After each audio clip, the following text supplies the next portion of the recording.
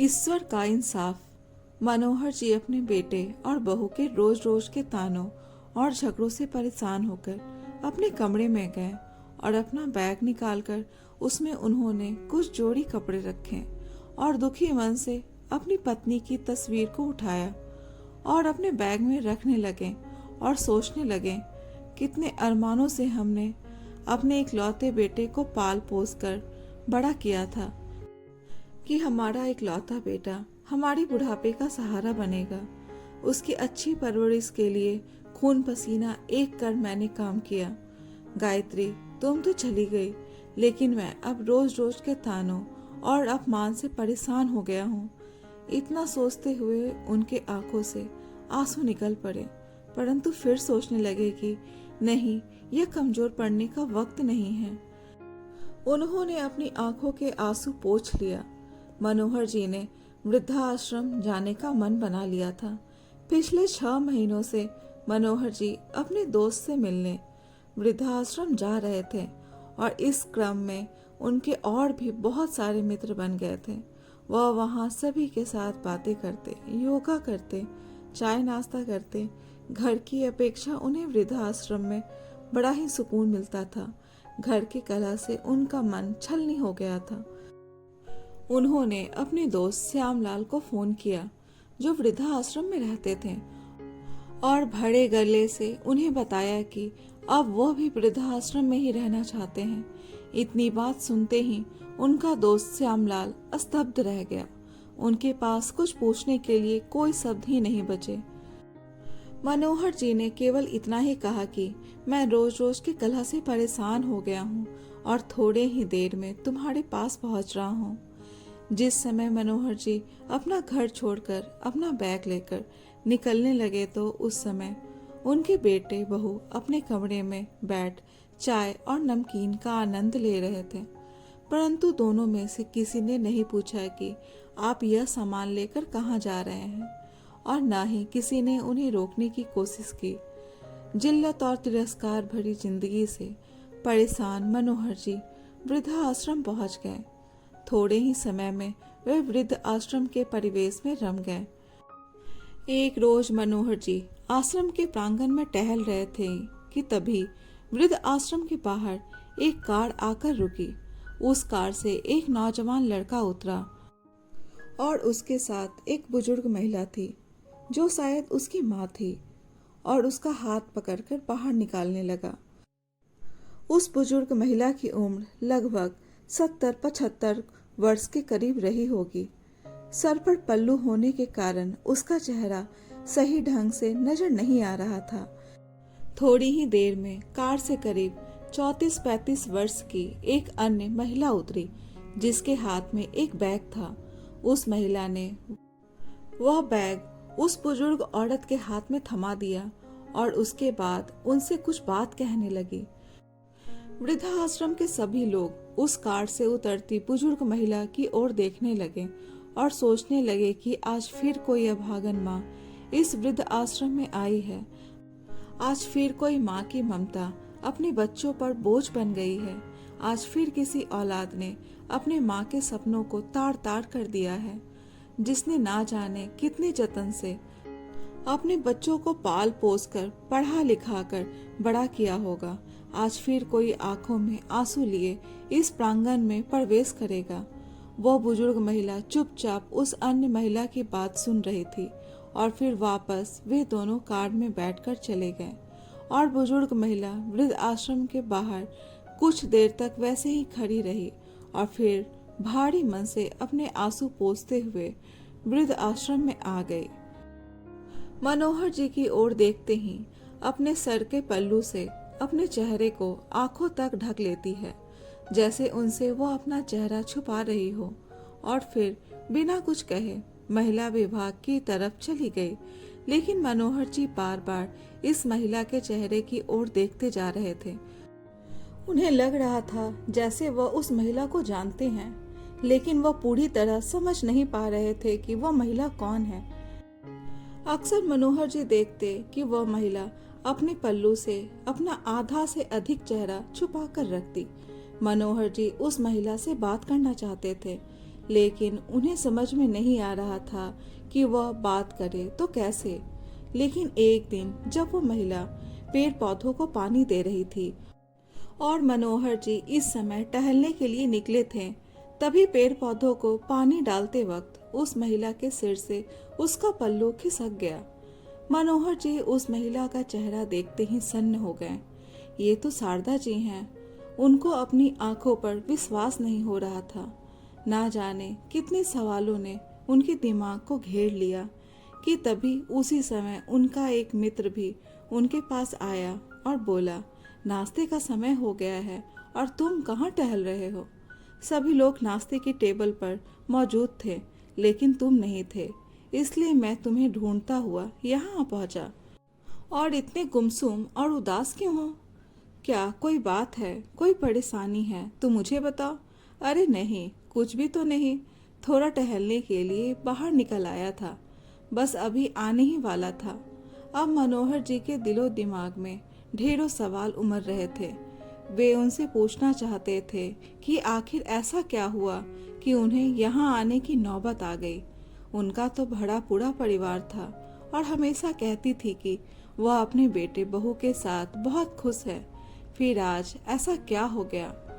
खाने के कतार में बैठने के बाद मनोहर जी शारदा जी को ढूंढने की कोशिश कर रहे थे। मनोहर जी उधर ही किसी व्यक्ति से पूछते हैं कि 3 दिन पहले जो महिला वृद्धाश्रम में आई थी वह आज खाना खाने नहीं आई है।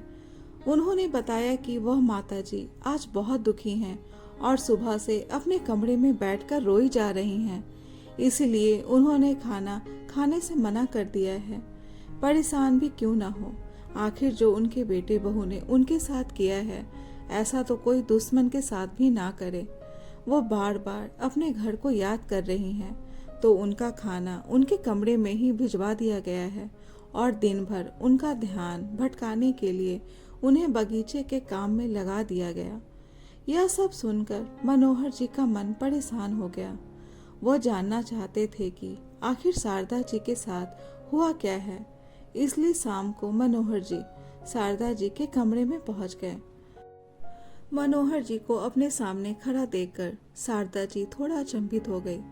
मनोहर जी ने कहा, मैं जानता हूँ कि आपने मुझे पहचान लिया है, लेकिन क्या मैं जान सकता हूँ कि आप इस हालत में कैसे पहुंची? शारदा जी ने कुछ नहीं कहा, चुपचाप बैठी रहीं, लेकिन उनकी आंखें आंसुओं से भर गई थी। लेकिन अब मनोहर जी को सुकून नहीं मिल रहा था। वो और भी अधिक परेशान हो गए और वो अपने कमरे में इधर उधर टहलने लगे। उनका दिल किया कि जोर जोर से चिल्लाकर इस दुनिया से पूछूं कि क्यों बुढ़ापे में बूढ़े माँ बाप को कबाड़ की तरह निकालकर बाहर फेंक दिया जाता है। क्या हमारा कोई आत्मसम्मान नहीं? क्या माँ बाप इसी समय के लिए अपनी औलाद को पाल पोस कर बड़ा करते हैं? तेजी से टहलने के कारण उनका पैर मुड़ जाता है और वो गिर जाते हैं। तभी पास से गुजर रहा वृद्धाश्रम का एक कर्मचारी दौड़कर अंदर आया और बोला, अंकल जी, आपको कहीं चोट तो नहीं लगी? आप अपना सर दिखाओ। अगर चोट लगी है तो मैं अभी आपकी पट्टी कर देता हूँ। मनोहर जी बोले, नहीं, कुछ ज्यादा नहीं लगी, बच गया। और वह अपने कमरे से बाहर वृद्धाश्रम के बाहर बनी सीढ़ियों पर जाकर चुपचाप बैठ गए और कुछ महीने पहले की घटी एक घटना को याद करने लगे, जब वो बाथरूम में फिसल कर गिर गए थे और उनके पैर में ज्यादा चोट लग गई थी। उनका बेटा उस चोट को देखकर भी अनदेखा कर टीवी देखने में मगन था। वह अपने बूढ़े पिता को उठाने भी नहीं आया, बल्कि उल्टा चिल्लाकर बोला, जरा संभल कर काम किया कीजिए, बहुत हड़बड़ी में रहते हैं आप। कोई भी काम ठीक से करना नहीं आता आपको, जब देखो तब चोट लगाकर बैठ जाते हैं। आपसे तो कोई काम धंधा तो होता नहीं, फिर भी दिन भर घर में इधर से उधर घूमते फिरते रहते हैं। ये नहीं कि चुपचाप अपने कमरे में बैठे रहें। उससे इतना भी ना बन पाया कि अपने पिता का हाल चाल पूछे या चोट पर पट्टी करे।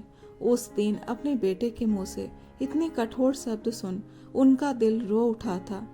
एक दिन जब मनोहर जी का चश्मा टूट गया तो अपने बेटे से कहने लगे, बेटा, मेरा चश्मा ठीक करा देना, टूट गया है, ठीक से दिखाई नहीं देता।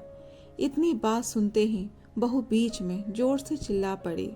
बस चारपाई पर बैठे बैठे खर्चे बढ़ाते रहते हैं और कोई काम धंधा तो करते नहीं हैं। बच्चों की तरह हरकतें हो गई हैं आपकी। ना जाने ऐसा कितनी बार हुआ था जब मनोहर जी को अपने बेटे बहू से अपमानित होना पड़ता था। अपने अतीत के पन्नों को झांकते मनोहर जी अभी अपने विचारों में खोए ही हुए थे कि तभी सामने से उनके बुजुर्ग मित्र श्यामलाल आते हुए दिखाई दिए। श्यामलाल जी काफी खुश दिखाई दे रहे थे। उनके चेहरे पर मुस्कुराहट थी। उन्हें देखकर मनोहर जी ने पूछा, क्या बात है श्यामलाल, आज तो बड़े ही खुश नजर आ रहे हो। तो श्यामलाल जी ने कहा, आज मेरे बेटे का जन्मदिन है। उसका फोन आया था कि वह आज मुझसे मिलने आने वाला है, इसलिए मैं बहुत खुश हूँ।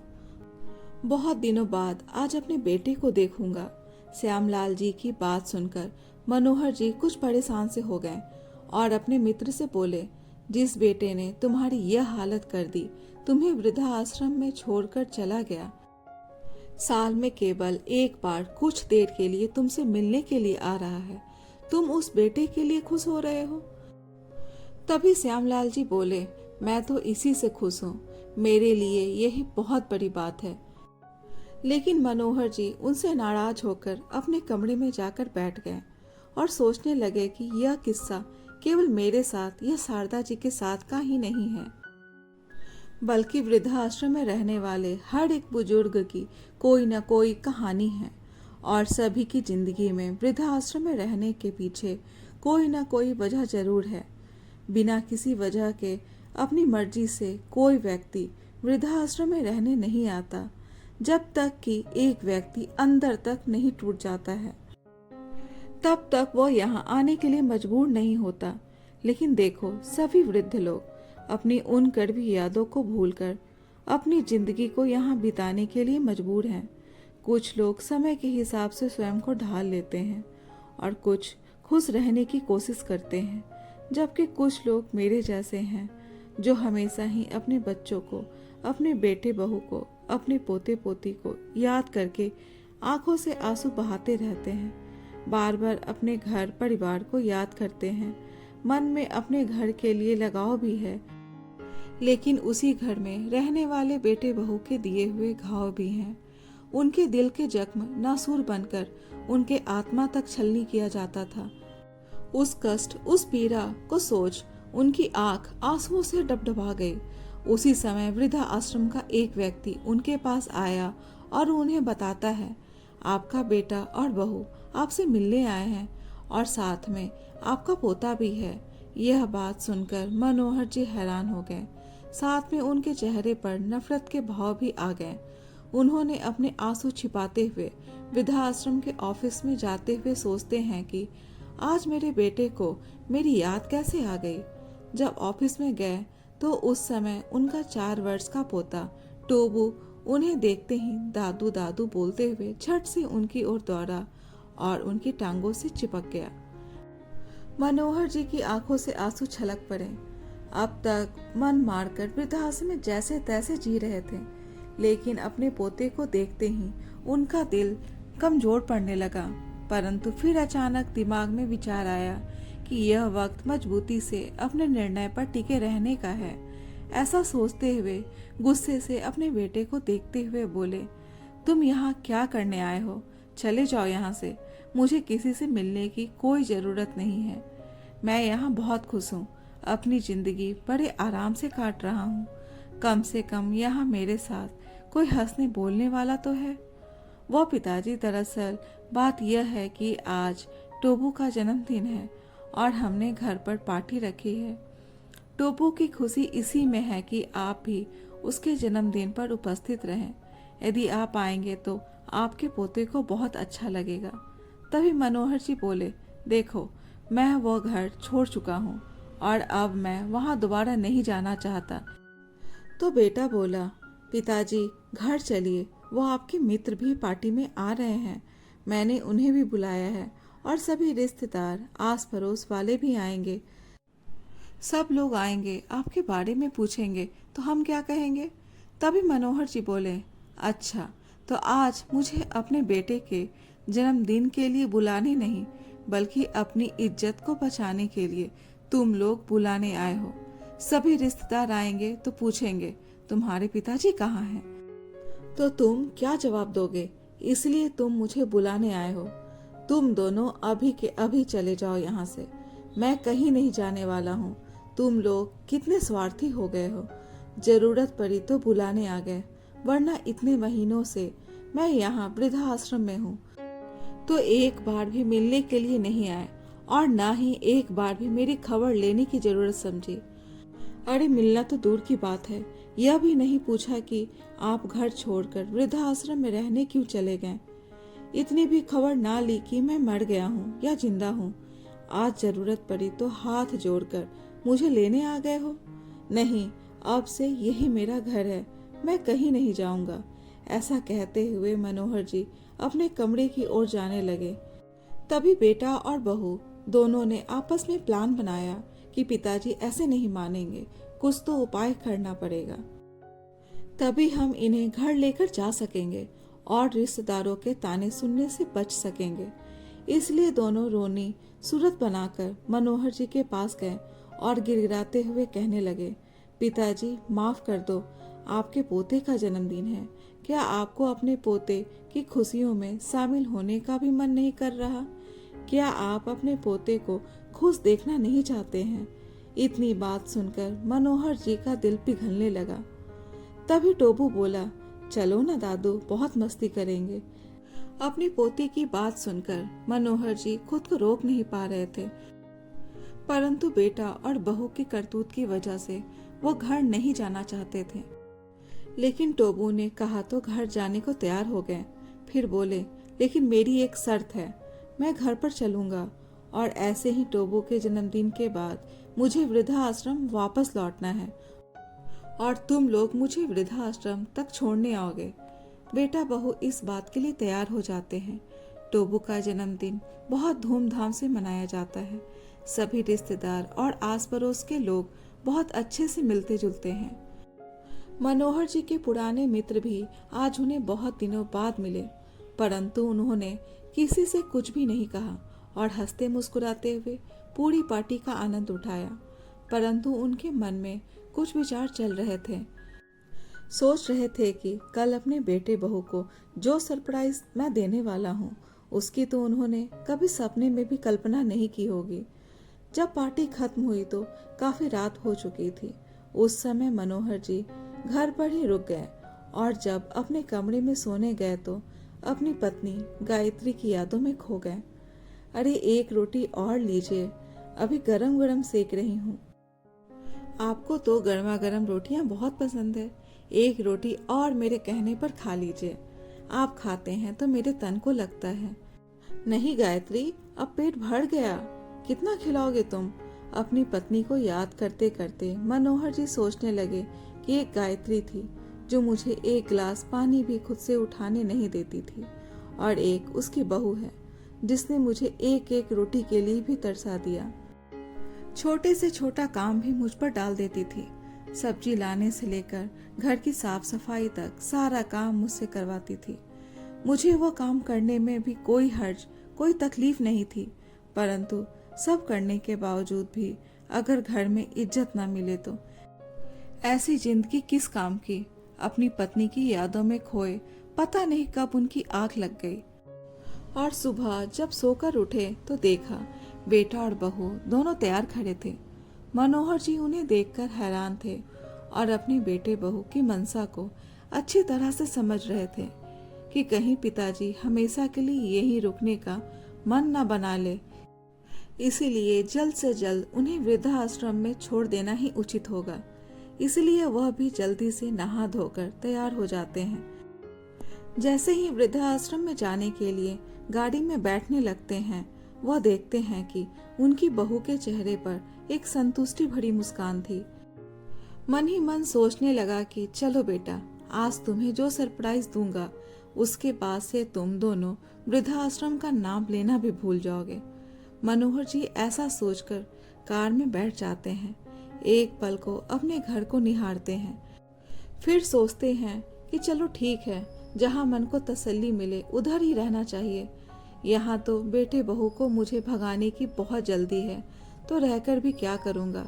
अपना वृद्धा आश्रम ही अच्छा है, जहाँ मैं अपने हिसाब से खाता हूँ, अपने हिसाब से रहता हूँ और अपने मनपसंद का काम करता हूँ। किसी के ताने नहीं, अपमान नहीं। जैसे ही वृद्धाश्रम के सामने कार रुकी तो बेटे बहू कार से उतरकर बाहर खड़े हो गए। मनोहर जी कार से निकले और अंदर जाने लगे। जाते जाते रुक गए और पीछे मुड़कर अपने बेटे बहू को आवाज लगाई। दोनों अपनी कार में बैठने ही लगे थे। तभी मनोहर जी की आवाज सुनकर रुक गए। मनोहर जी ने फिर कहा, वापस मत जाओ, मुझे तुम्हें किसी से मिलाना है। उनके बेटे बहू उनके पीछे पीछे चल पड़े। वृद्ध आश्रम के प्रांगण में पहुंचकर मनोहर जी वहीं काम करने वाले एक कर्मचारी से शारदा जी को बुलाने को कहते हैं। शारदा जी जैसे ही बाहर आई, वैसे ही मनोहर जी के बेटे बहू उन्हें देखकर उनके होश उड़ जाते हैं और बहू नीलम को तो जैसे काट मार गया हो।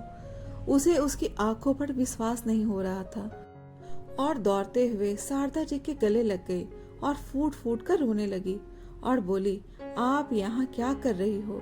आप यहाँ कब आई और आपने मुझे बताया भी नहीं। परंतु उसकी बातों का शारदा जी ने कोई जवाब नहीं दिया। फिर नीलम बोली, मुझे तो यही लगता था कि आप भाई भाभी के साथ बहुत अच्छे से रह रही हो।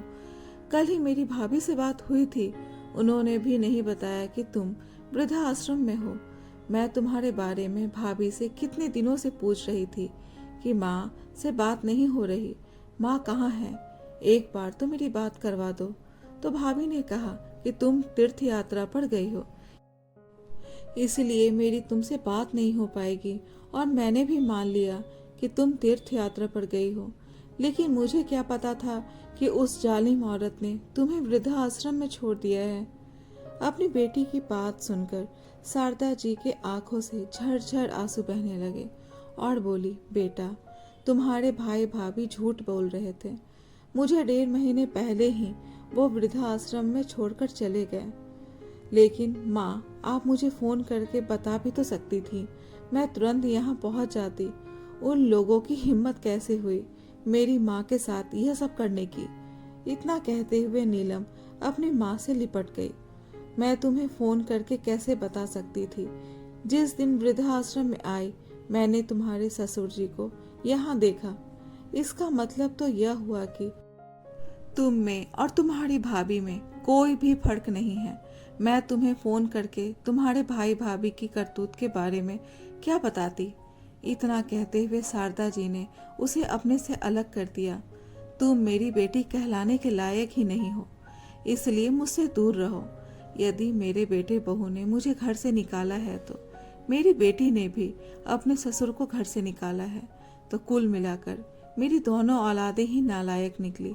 अब तो मुझे स्वयं को तुम्हारी माँ कहने पर भी शर्म आती है। एक ने अपनी माँ को घर से निकाल दिया और एक ने अपने ससुर को घर से निकाल दिया। अपनी माँ की बातें सुनकर नीलम का सर शर्म से झुक गया। माँ, मुझे माफ़ कर दो, मैं बहुत शर्मिंदा हूँ, मुझसे बहुत बड़ी गलती हो गई। मैंने कभी नहीं सोचा था कि जो मैं अपने पिता समान ससुर के साथ कर रही हूँ वह मेरी माँ के साथ भी हो सकता है। शारदा जी बोली, बेटा वैसे तो तुम्हारी गलती माफ़ करने के लायक नहीं है, फिर भी अगर माफ़ी मांगनी है तो मुझसे नहीं, अपने ससुर जी से मांगो। अपनी करतूतों पर शर्मिंदा हुई नीलम अपने ससुर जी के पास गई और उनके पैरों में गिर गई। मुझे माफ़ कर दीजिए पिताजी। तभी सौरभ भी माफ़ी मांगते हुए कहा, अब आप दोनों घर चलिए और हमें अपनी गलती सुधारने का मौका दीजिए। मनोहर जी और शारदा जी दोनों ने ही घर जाने से मना कर दिया और कहा कि हमें अब अपनी बहू, बेटा या बेटी के पास नहीं रहना, हम वृद्धा आश्रम में रहकर ही सुखी हैं। दोनों ने लाख मनाने की कोशिश की, परंतु मनोहर जी और शारदा जी का एक ही जवाब था, एक बार धोखा खा चुके हैं, अब इन बूढ़ी हड्डियों में इतनी जान नहीं बची कि बार बार अपने बच्चों द्वारा दिए गए दुख को सह पाए। इतना कहकर मनोहर जी और शारदा जी अपने अपने कमरे में चले गए। नीलम और सौरभ दुखी मन से अपने घर वापस चले गए। पछतावे के आंसू के साथ सौरभ और नीलम दोनों घर पहुंच गए। दोनों के आंखों से आंसू बहे जा रहे थे। नीलम अपनी माँ के सदमे से बाहर नहीं निकल पा रही थी, परंतु आज उन दोनों के पास पछताने के अलावा और कोई रास्ता नहीं था। किसी ने सही कहा है, माँ बाप से बड़ा इस दुनिया में कोई नहीं। माँ नहीं तो दिल को दिलासा देने वाला कोई नहीं, और पिता नहीं तो जिंदगी के दौर में सलाह देने वाला कोई नहीं। दोस्तों, ये कहानी कैसी लगी कमेंट बॉक्स में अपने विचार जरूर बताएं, और अगर कहानी अच्छी लगी हो तो कहानी को लाइक, शेयर और चैनल को सब्सक्राइब जरूर करें। कहानी सुनने के लिए धन्यवाद।